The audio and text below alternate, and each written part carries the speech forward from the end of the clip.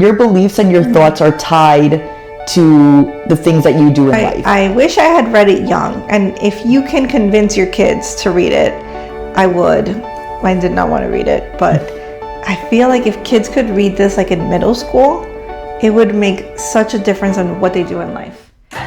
Welcome to the Limitless tribe, where two badass women build businesses, chase dreams, and keep it way too real. I'm Kat. And I'm Mel.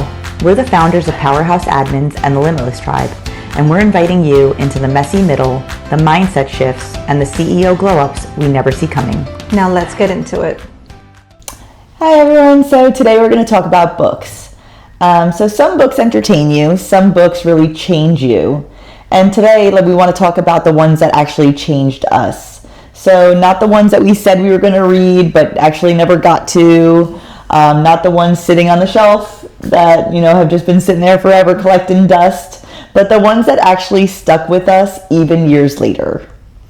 Yes, some of these books are really books that shift the way you think, that you can kind of mark them as a point where things changed in your life, or you made a change, right? It changes how we show up, how we move in life, and it's really more about the impact and the shifts that you do and the stuff that stays with us. And that's what we really want to talk about today. Yeah, so we're going to walk through some of the books that we have read, some of the ones that have we've actually talked about before, or that sparked an interest in us, and maybe one of these actually hits with you when you need it the most. I mean, I think a lot of it is I've heard it in a book and then I've heard it in a podcast at the same time, and then it's kind of aligned with me, and I'm like, oh, even though I've heard it a million times before in different different areas where someone has mentioned the same thing to me, or maybe I've heard it on the radio or in a book or a podcast before, it just didn't hit at that moment. Different people explain things differently, and it hits different. And also maybe sometimes when you first heard it, it just wasn't the time for it. Yeah. So it aligns at that time where you were ready to receive it, and the person explains it in a way that connects with you. Exactly. I agree with that. Yes. So we're going to start with one, right? And we're going to explain the books a little bit. Hopefully we don't go on to super long tangents, but so one that stays with me is called The Surrender Experiment. A friend of ours was reading it and she spoke really highly of it, and we were like, okay, let's do it. Let's all three read it. Yeah. It's called The Surrender Experiment. And it's actually the second part of the book. I want to read the first one. I haven't read the first one either. It's called Untethered Soul, the first one. But this guy has such a huge transformation, right? And after I read this book, I started asking people, do you have an inner dialogue in your head, narrating just everything? If you're in an awkward silence, is your head it's really awkward in here? Should I say something? Should I go out? Should I make a joke? All this stuff that's going on in your head. And I started asking people, because I have that. And I know you have that, but I'm guilty. I don't remember it started at this point. It's just something I've always had as long as I can remember. But the guy in the book, he was in his early 20s or 20. He was in college, right? Yeah. Very young. And he was hanging out with a friend, and he noticed that moment. So it have on, and he was so shocked. Yes. And at first it was entertaining, because it can be entertaining sometimes. And he thought it was cool, and he would have all these conversations in his head. It's an instant, friend, I guess. And then he's like, okay, I'm good. This thing doesn't turn off. I know, go away now. I'm trying to sleep, or I'm trying to concentrate on something else. Why are you still talking to me? Yes. He couldn't turn it off. So then the whole book is it starts with him trying to turn it off. And he was studying something. I forgot what it was. It was law or something. He was in law school, yeah. Law. And then he went in full-blown hippie, at that time, which I imagine it was in the 70s. Yeah. Long hair. He was a professor. He would show up to class with no shoes. I loved it. It did take me a minute to get into the book. I don't know about you, but for me, it took me, I was I read the first page, I think 85 times, and I was am I getting it? And then I kind of got into it, and I was oh, this book is so good. And then it just went from there. Yeah, it was amazing. I don't remember having that tough time, but so then he's trying to he gets into super meditation. He gets into being, he's I don't know what the right word is, a recluse? Mm-hmm. Recluse? No. Yeah. He just doesn't talk to anybody, because he's really he will meditate for hours. Yes, 6 hours. End. And he's eating raw foods. He's full blown yes. And still can't turn it off. And then I forget how he realizes maybe it's not about turning it off. It's about working with it and not letting it control you and listen to it. And then I picture him like going like literally with the flow in a wave. So people would, let's say, I don't know if you've had the situation, sometimes people are like, oh, you'd be so good at this. And you hear it a lot and you hadn't really thought about it, but so many people have said it and you're like, you know what, I kind of would be into that. And then he goes and does it. Yeah. Or people are like, oh, you got to speak on this topic, and he doesn't want to speak on the topic, but they keep insisting. So he's like, if this keeps coming up, it's because it's something I need to do. And even though he didn't want to speak on the topic, he'd go speak on the topic, and then that topic would lead to something else. Yes, like he made a connection where that person, that unrelated, like then that person helped him build like something. And then that build became like, oh, well, now I can build. So maybe I build a business on this, on building, right? And it just all connected. And like every decision he made, even the ones he didn't fully want to make, led him to something else that was amazing. It was just incredible. Yeah. And the hard part of the book, which I'm looking forward to hearing the first book, because the first one is supposed to explain it more. Because for people pleasers, it's hard to say, okay, like if people are saying something, I'm going to go with the flow, because we've already been doing it and that could be bad too. He didn't have that problem, so it was easier. Like if it was something really extreme, obviously maybe something illegal or something he was against his values, he wouldn't have done it. It was more inconvenient things, you know? Or even things like... Yeah, like the lady living on his land or whatever. That's right. Like, he didn't want her there. He wanted to be alone. He didn't want anyone there. But he kind of just was like, oh, whatever. Like, she's not really hurting me. I'll just let it go. But then that turned into something good. And like... Yes, I think she ended up working for him. And he was like the best employee ever. Like... so what it left me with trying to figure out is like, how do you know if it's a moment where you decide, no, that I don't want this, or, you know, like this doesn't hurt me to do, let me just do it and see what happens. Yes. So I think of situations like the speaking event that we had in January. Like if I think, do I want to do speaking events? Probably not. So maybe your reaction is no, but I know that it's something that I feel like I have to do, and I think it would be good for me, even though it's terrifying. So I said yes, and it was an amazing experience. So, or maybe you're scared to travel somewhere, and you take that risk. So, but it's such a good book, and you see his life unfold from being this like hippie professor that speaks to nobody, and is on this land by himself, just meditating hours on end, trying to turn this off, to a huge life that he built with so many incredible things and people and experiences. Yes. Just easily. People coming from all over the world just to see like the land and meditate there and do. It was incredible. And it did, I think reading that book is what led me to be like, okay, I want to say yes to more things, but then finding that balance, because I say yes to a lot of things that I don't want to do, but I really don't want to do them, or like I feel like I'm forced to because of different, you know, things in my life. And it was finding that balance of, okay, this is a no, but this would be a good opportunity that may lead to something, so say yes and see what happens. Or something I'm scared, I've been kind of scared to do, or I'm curious about it, so then say yes to more of those ideas. And it was eye-opening. It was a really good book. That book was amazing. And I think, and I don't know if this is all, but us three, like us two and our other best friend, like we're single moms, so there's a controlling aspect to it, because you need to make sure things are safe for your family, and you need to be able to control that as much as possible. World is uncontrollable, but you try to control as much as you can. Yes. And you feel like that makes you safer, and that you are going to be okay if you can control things.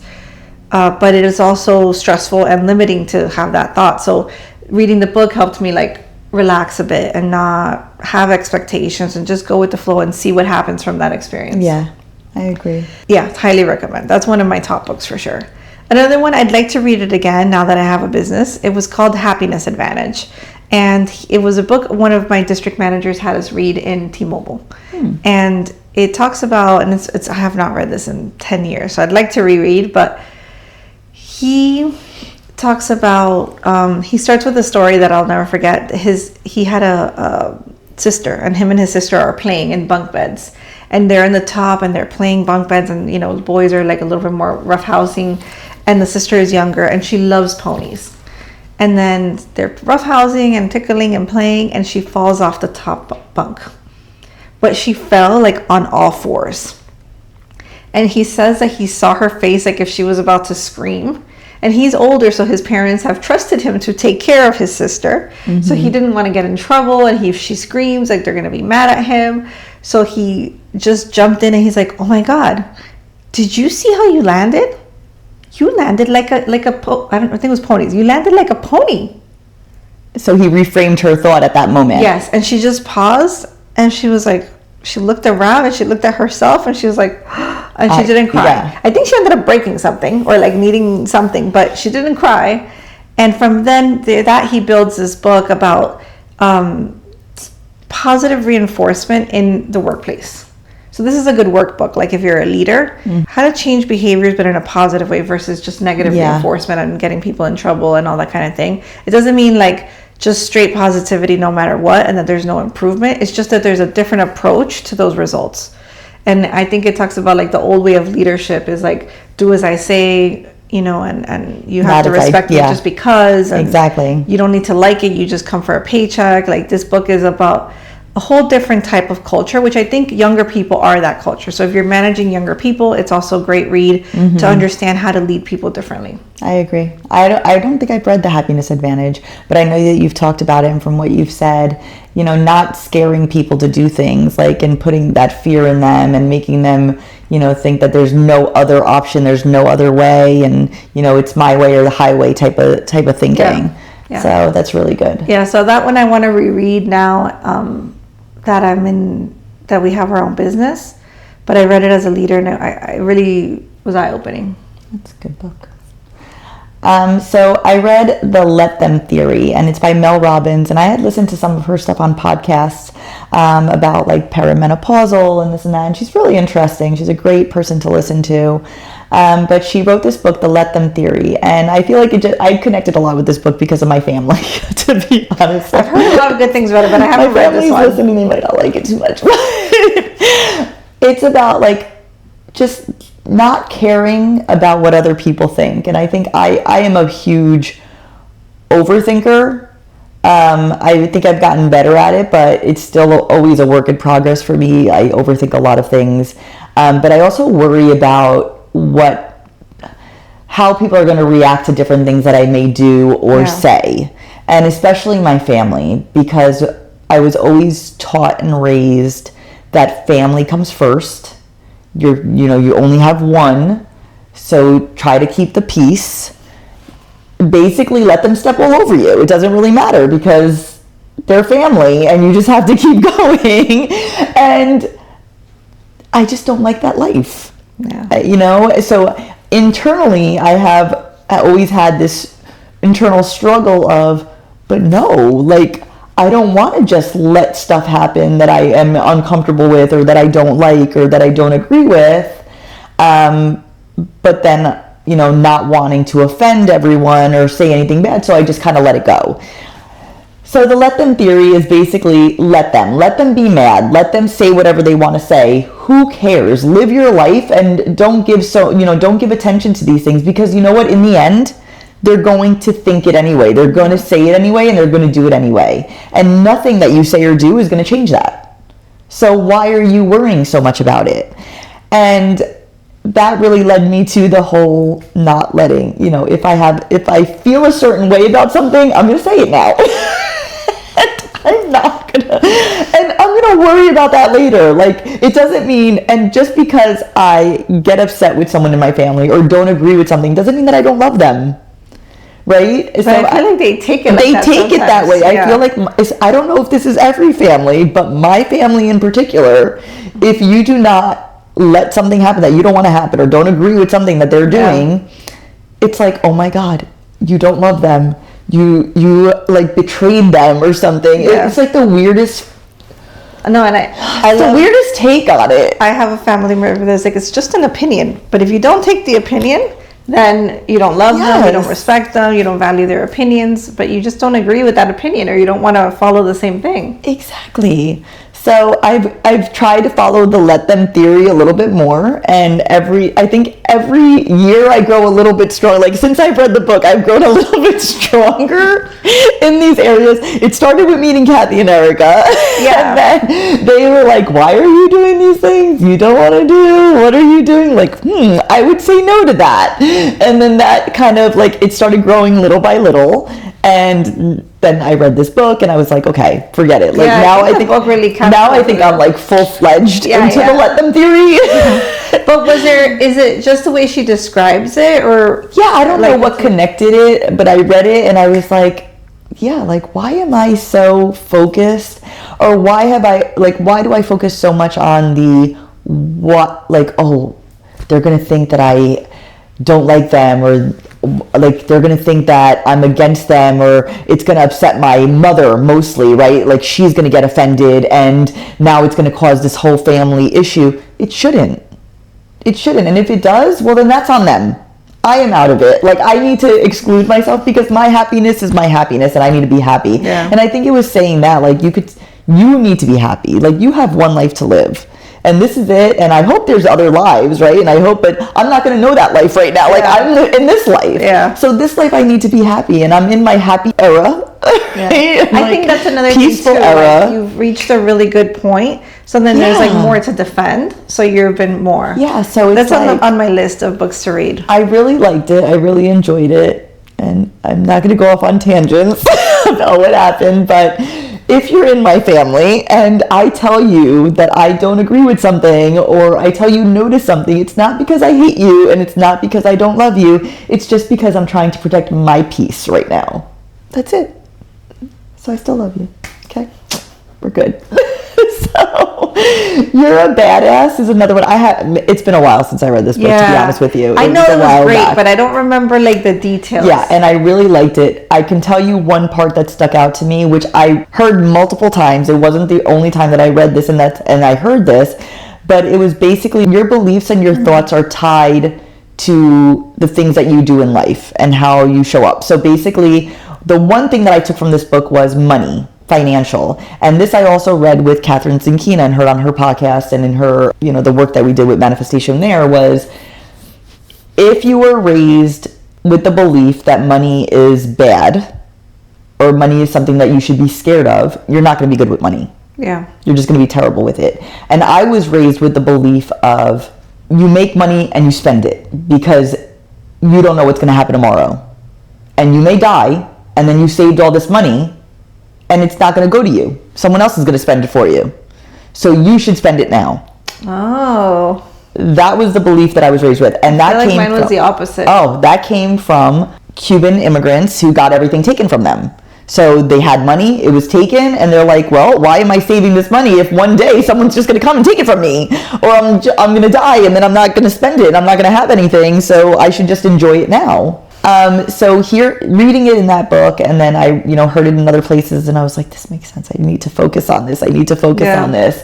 And I really focused around my issues with money. So I think I saved a lot of money, and I got good at saving and paying my debts down and doing all of those things. But I still had that in my thought process of, you may die tomorrow, and you should just buy this thing because you don't know what's going to happen, or like all these different thoughts about like just having this fear about money, and it tied it all together for me, and that I think I became extra good about money when I read that. I love the idea of the description of you having a relationship with money. Yeah. And like you said, like you have to think about what your relationship is with money and how you think about money, or people that believe everybody that with money is bad. Yeah. Then you're never going to have it because you don't want to inherently be bad. So then there's that block.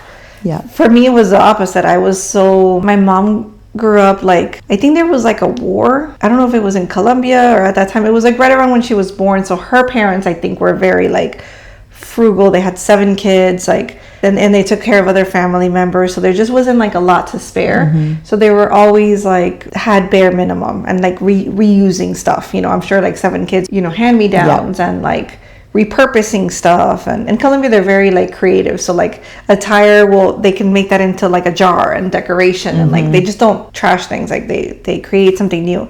So my mom is like that.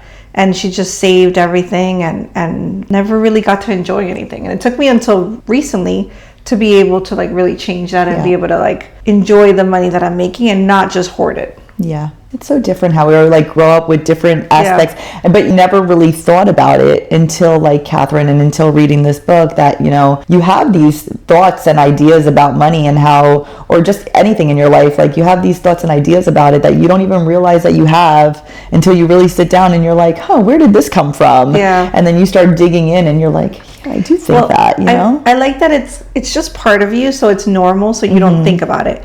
But then I think when you get to realize that you get to design your life, you also get to add and remove the things that aren't even yours to carry. Like somebody else put this on you, or you don't want to be that way. And then that's when you get to start making those edits and those changes. Yeah, so definitely a good read. I would like to read it again, I think, just to refresh my mind on it. But it was a good read. I've read a couple of her books, but it's been a long time too. But she has, I think, one specifically about money. Yeah. You're badass at making money, I think so. I don't know if it's the same girl, but there's another book called... I think it's her name is like Jen something, Jen right? Sincero. Yeah. And I don't think this other girl is the same one, but there was another one called Girls Stop Apologizing. Oh yeah, I read that. Yeah. That was a really good book too, because I apologize for a lot of things. It's a really good book. Okay, so this one I read late, but I was really impressed by it. It's called Rich Dad, Poor Dad. Everybody's heard of it. This has been on my list forever, and I have not read it, and Paul read it, and he loves it. I wish I had read it young, and if you can convince your kids to read it, I would. I did not want to read it, but I feel like if kids could read this like in middle school, it would make such a difference in what they do in life. He's teaching like life values about money, about work ethic, about how you view the workplace, about business. I've developed all of that stuff. Like by the time I read it, I already knew most of the things and I was doing most of the things. But I picked that up along the way. Yeah. Like I feel like if you could read that young and start there, you'd have like such a head start. And that's kind of what the book is about. One dad is rich in that he's a business owner and he has investments and he makes good money and he has more freedom. The other dad is not poor, but he's like I don't know, forget if he's a government employee or a university professor. So he has great benefits and he makes okay money, but it's not controllable on his end, like just regular raises, and he just never had enough, right? He doesn't either strive to do more, he just does his job. He feels like work is safe and this is what you do. Like you get a degree and then you get a job. That's how you're safe. But the two kids were friends and they work with the dad, and I think they wanted the dad to teach them how to make money, but he doesn't want to like just put them to work at his job. Like he does different things and he pays them very little, and then they're upset and he explains that, and then they do all these crazy things, but everything is a lesson. And even when they're in the office listening to him on calls, they got like such a crazy experience, and they both were able to grow into super successful people. That's cool. But it wasn't just like he put them to work at his business. Like he made them start from the bottom. He didn't give them everything up front. Yeah, no. Yeah. And he made them work for things. Like they started their own little businesses and he would give them feedback, and it was a really good book. And I thought, like, I remember thinking like, why does everybody not read this book? Because there's so many people that, you know, do the bare minimum at work or want a better life, but don't put in extra effort and don't understand where the disconnect is, or take things for granted when you grow up a certain way. If you're like, you grow up with money, you take it for granted that you have money, you know,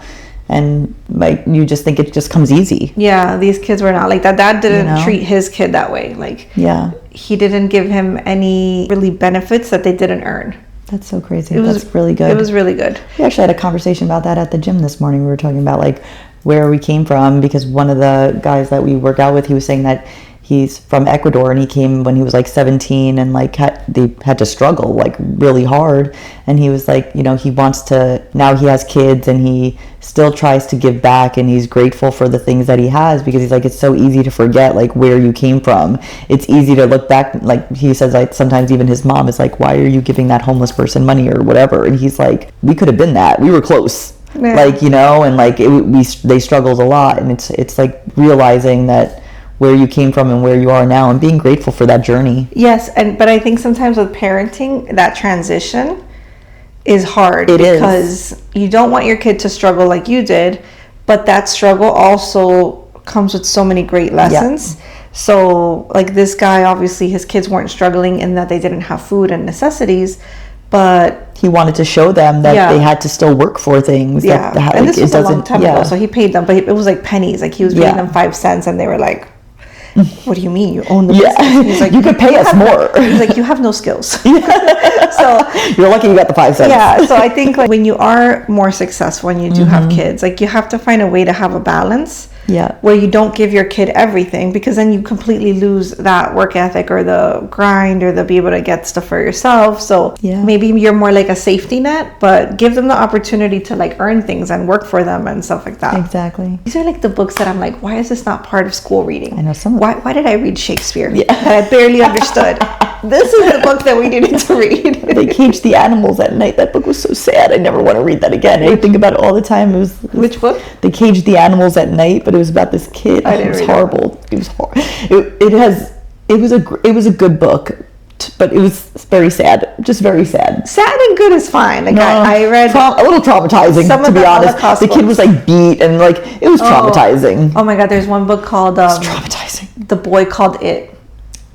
Have you read that one? No, but I've heard that one. Oof. Yeah. But those, I get that Shakespeare is like, art and stuff, but when there's limited books, like this one should be core reading. These things need to be in schools. Okay, so this next one, actually my daughter put me onto this book. I never read this one. You need to read it, and your daughter. So she loves to read, and she reads a ton. Like 90 books a year, a ton. Yeah, it's amazing. Follow her. And this one, I think she gave it to me. I don't know if she just recommended it and she gave me one of her books, or she gave it to me.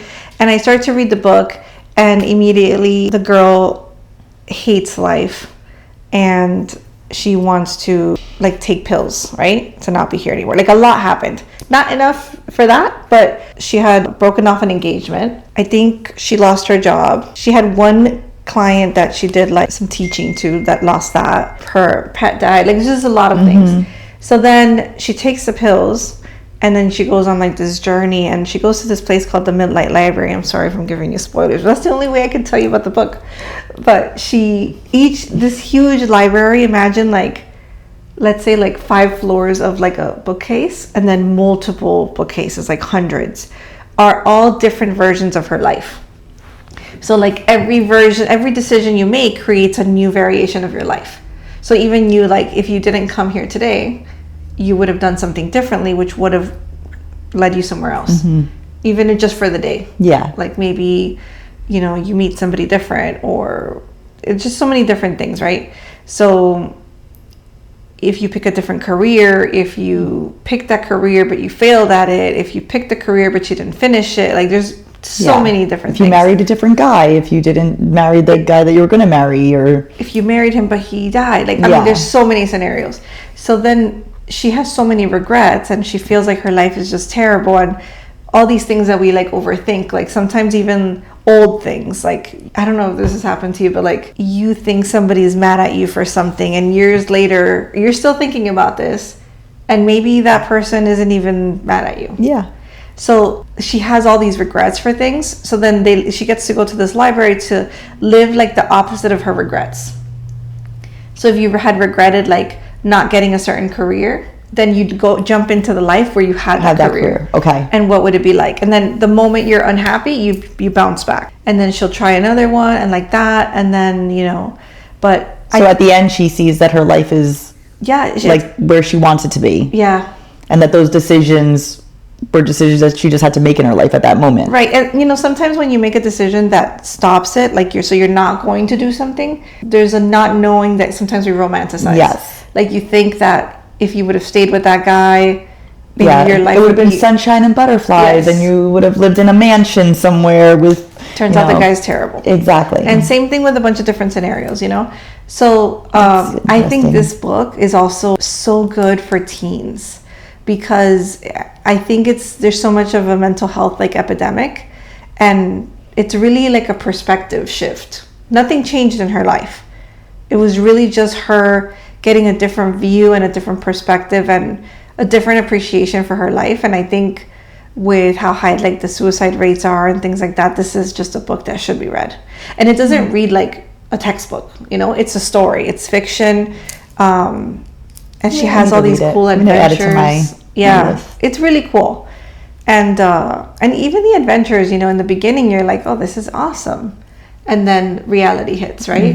But this is a book that will stay with me forever, and I think everybody should read it, and especially teens that are like struggling with so much, and even like, you know, like social media that shows you like the perfect. Yes, everything is amazing. So it's These easy lives, to think that your life is not as good. yeah, or that you're not as far ahead as you should be. Yeah. Yeah, So it's a great book. Midnight Library. I'm gonna look into it. He actually has a new one she's going to let me read next week. I think it's called The Midnight Train. I'm excited. Okay, I think I've heard of that one actually. All right, so the next book is Worthy, and that one is by the founder of It Cosmetics, right? Yes. Yes. So that book was really good.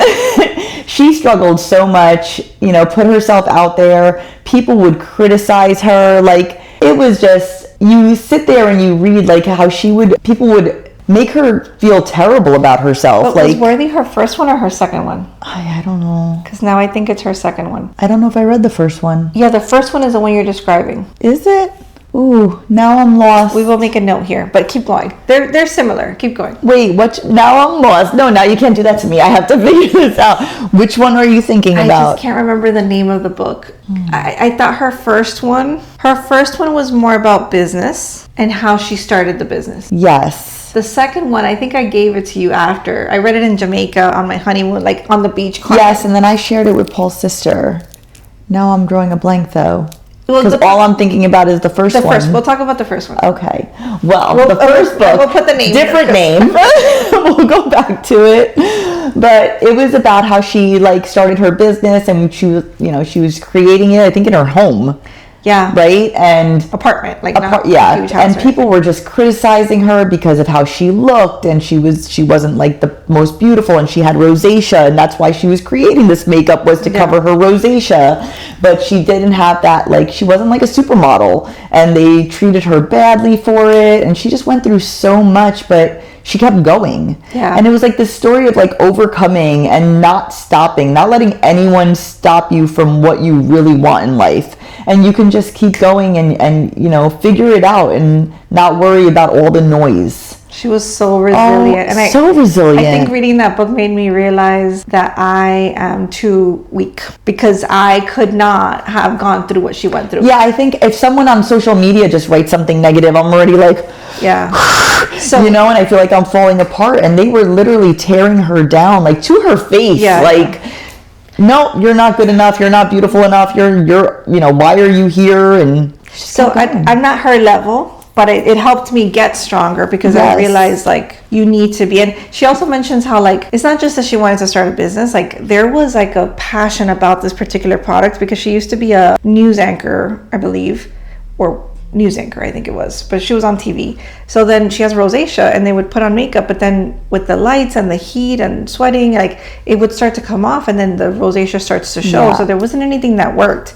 And then all these brands and, like, TV advertisements at that time and different things, kind of like clothes. You know how sometimes they'll, like, there's something for weight loss, and then the girl's already skinny with abs? Exactly. And then, so for makeup. So, like, the models don't have rosacea. Yeah. But they're covering up fake rosacea because what are you covering up? They're already perfect, so obviously the makeup looks Exactly. good. So it wasn't even just rosacea, like wrinkles, and fine lines, anything. So then pimples. She wanted the models to be all colors, all ages, all skin issues, and she had this one opportunity for like this TV ad, and everybody advised her against that. Yep. And she went with her gut. And she sold everything. She sold out. Yes, she did amazing. In record time, too. And I feel like it must have been so scary because they were at like a point where like they had invested a bunch of money. So if this didn't work, they might go bankrupt. Yeah.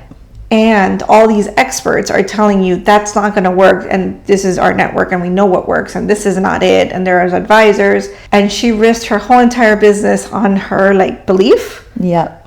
It was amazing. She did so good, and resilience. Yeah. I mean, that is really the word for that book, is just resilience. But now I want to know what Worthy is about. So Worthy, I think, was in the beginning it was a harder read than the first one. It took me a little longer to get into it. And she talks about her life and how she grew up. She's adopted, and I think Worthy explains how she got so resilient. I'm really drawing a blank on And Worthy. different jobs that she had, and then her mom and things that happened with her mom. It was a good book. Don't take my not remembering, because I'm so focused on that other book that she wrote. Yeah, the first one was incredible. Completely focused on it. And this one, like I said, the beginning felt a little slow to me, but by the end, I sobbed. I'm drawing a blank. Completely. Speak. Now that was, I can't even tell you how much I love that book, and I recommend it to everyone. Is she from Nigeria? I think so. I think she was from Nigeria. Beautiful. Absolutely beautiful. When I saw her on the cover of the book, she's gorgeous. But she was overweight. She was looking for her, living with a bunch of people in her family. She went through a lot in life. They came from Nigeria, had no money. It was relatable for these children of immigrants. Yeah, she had even though it's a completely different culture, it really wasn't. It wasn't. It was so similar. A lot of things. You get hand-me-downs, you get nicknames. They treat you a certain way. You're expected to show up a certain way. It was just all these things. They would dress her in these colors, and she was like, "I don't want to wear this," but you're expected to wear it, and just. Being called, your nickname is like Gordita, like in Spanish, right? Like that's one of the things. They'll just call you Gorda, but then it kind of sticks with you through life, and it's not a great way to feel when they stick that with you. Or if they tell you, I don't know, Hispanic mothers have no problem with saying you're too fat or you're too skinny or you need to eat more. Gone through that my whole life, and still now that I feel great, I'm told I'm too skinny now. I feel like I'm not. I feel like I'm great, but I went from being too fat to too skinny. It's just you're never perfect. You're never just good as you are, I guess, right? So in the book, she went through a lot of that, and then she was trying to find her passion, and she started cycling. What is it? Peloton. Peloton. But before the Peloton, I think what made that so scary is that she had already built a whole life. So she came from a poor immigrant family here. Yeah. And she built a career, I believe it was in makeup. She was a trainer. Yes, and you're supposed, I don't know about every family, but immigrant families, you find this career, you're doing well. They expect you to stay in it forever. Why are you leaving? Why are you doing something else? Yeah, why are you taking that risk? Are you scared? Aren't you scared? How about if something happens? How about if you lose everything? Yeah. And she had multiple, it wasn't a makeup counter. She had multiple promotions. She was a corporate trainer. She was great at it. Yeah. And again, she had a gorgeous face, so I don't know if that helped her out with doing other people's makeup, and then they looked at her and they're like, "You're beautiful." But in my mind, that's how it went. But she was great at it. She got a lot of promotions, and she was really good at her job, and she was had a nice life. But she wanted something more, and she wanted something different, and she ended up switching careers. She started doing the Peloton, and she became I think the face of Peloton. Yeah. And she had an incredible journey with it, but it was her whole story of again, resilience and not letting people get in the way of your dreams and what you really want in life, and just going for it, and that things do turn out okay, and you can make those shifts in your life and not be so, it's scary, but it's a journey. Yeah. And you'll get through it. And I think for me, which is exactly the title, I think it was about using your voice. Yeah. So she had a bad relationship and let that keep going forever, and eventually she put her foot down, and then the Peloton thing, against everybody's advice, and then even in Peloton, I think they tried to, they did something to her, the Peloton people, right? Didn't want her to I feel she didn't get it at first.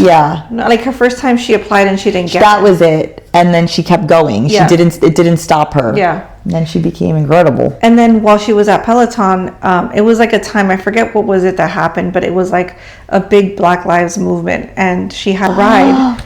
I was ride! I cried. I sobbed. And she felt really emotional about it, of course. And she wanted to say something, but it's scary to say something in your job, because it's not Cathy's gonna cry again. I know. It's not it's her business. It's her job. And it was just another risk. And I think they warned her against it.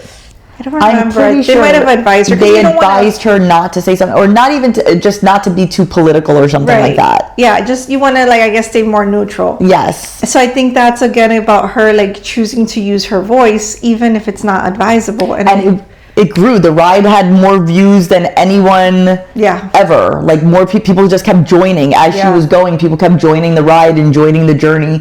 Oh, and she was speaking about like all the things, and like she was very passionate in it. And I think the hour went by, and it like flew by for her. But when she got off the bike, off the Peloton, it was like a record-breaking amount of people that joined that ride with her. And it was a little slow start in the beginning. So like the normal things to her, like, oh my God, like, are people not going to join? Is this going to be a problem? And she's still going through it as she's like thinking these things, and it just builds and builds. And it's just confirmation to use your voice, and the right people will find you, you know? Beautiful book though to read. And it's a small book. It's not like a huge book. But really, and it was that was an easy read, I felt. For me. No, I read it in the middle of the night. Like I couldn't, but I was like, I couldn't put it down. I know. So I'm gonna throw in one more that was not planned because I just finished it. So my daughter gave me another book. She actually gave it to me around my wedding. I don't know if it was for Christmas or something. I think it's called Wedding People. And I started it. It was kind of slow. Again, the girl hates her life. She goes to this place to like commit suicide, and I'm like, you're like, why are you giving me all these books? and I just didn't get to read it because it's a physical book, and I don't really have a lot of like time where I would just sit and can read a book. I've read a little in the tub here and there, and I'm like a 10th in or something. And I went on vacation, and I did not want to do not only any work, but also I didn't want to do any self-development. Like not a podcast, not a book that's going to make me better, nothing. I just want to relax. So I'm like, I'm going to bring this book, and I start reading it, and it gets better and better and better. And I think it's similar to The Midnight Library, right? Completely different story, but she goes to like this hotel to do this. She decides she wants to do it somewhere beautiful. And she meets another girl there who is the opposite of her. Like a rich, perfect looking girl having $1 million wedding. And somehow they connect. At first annoyed because the wedding girl's like, you're going to ruin my wedding. Because she finds out about what she's doing. And this girl's been like a professor, and like, I picture her wearing like how she describes sometimes as like frumpy pencil skirts, browns, tans, doesn't do anything with her life. Like exciting wise, like she's just going through the motions. Like she's married, very she has flat. a job, but she doesn't feel passionate about the job anymore. She's doing what she's expected to do, but she's not really living her life. And it turns out that the other girl is actually going through the same thing in a different way. Like she's expected to be all these things and all this stuff, so she's going through it, and but she's not enjoying, and she's not herself. So I think this one is a good book about like identity, because they're both living lives that they don't want to live, and they're kind of like masking who they're supposed to be, and they're miserable in the lives they've created because this isn't who they are. And there's romance in it and stuff, but at the end, I'm not going to say like what happens, but it doesn't go into the detail on the romance, and I'm like, I wanted to know, but it's really not even about that. Like that's a nice like perk, but it was about these girls like really finding who they are or figuring that out. That's nice. It was a really good book. So The Wedding People. Okay, I'm gonna look into that one too. Yes.